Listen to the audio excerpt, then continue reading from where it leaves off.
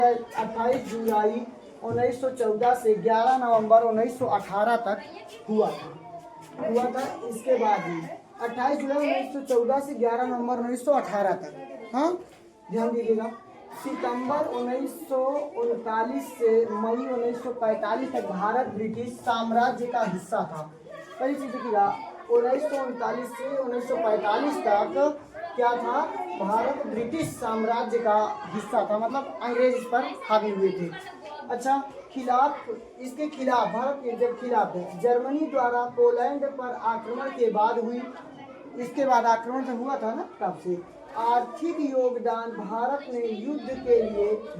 ने जो युद्ध में आर्थिक योगदान दिया था, आर्थिक योगदान उसके लिए क्या कह रहा है देखिएगा, कितना दिया था युद्ध में योगदान के लिए। पर्याप्त वित्तीय संसाधन, जैसे देखिएगा यहाँ पर 146 करोड़ रुपया योगदान दिया था भारत ने, हाँ, लड़ाई के लिए। अच्छा, भारत में 1919 ईस्वी के बाद के वर्षों में राष्ट्रीय आंदोलन का नए क्षेत्रों तक प्रसार हो गया तथा उसमें नए समाज समूह का देखिएगा यहाँ पर ध्यान से, आंदोलन का नए क्षेत्रों तक एक प्रसार हो गया था, उसमें नए समाज समूह तथा संघर्ष की नई पद्धति सामने आई। तो इसकी भाई एक नए समाज की और एक संघर्ष की नई पद्धति सामने आई। जैसे कि वहाँ पर फ्रांस का युद्ध हुआ था जब 1789 में, है ना, तब वहाँ से लिया गया था। देखिए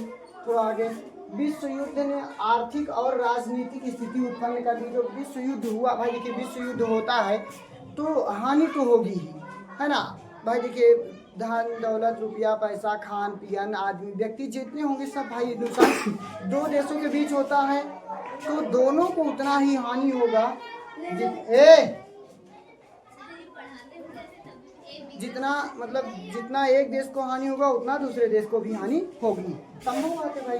तो देखिएगा राजनीतिक युद्ध, यहाँ राजनीतिक स्थिति उत्पन्न कर दी, जिसके कारण देश के रक्षा व्यय मतलब कि सैनिकों के लिए जो खर्च दिया जाता था उसमें रक्षा व्यय में बड़े पैमाने में वृद्धि हुई। भाई देखिएगा, जब देश में सैनिक शहीद होते हैं, चाहे जिस देश की बात हो, सैनिक शहीद होते हैं तो उसके लिए भाई सैनिक भेजा जाता है, उनका खान खर्च सब बेचारों को दिया जाता है ना, बॉर्डर पे भेजा जाता है। लड़ाई के दौरान भी उनको खाना पीना भेजा जाता है ना। तो आप भाई खाए पिएंगे नहीं तो लड़ेंगे कैसे, है ना, अपने देश की रक्षा कैसे करेंगे।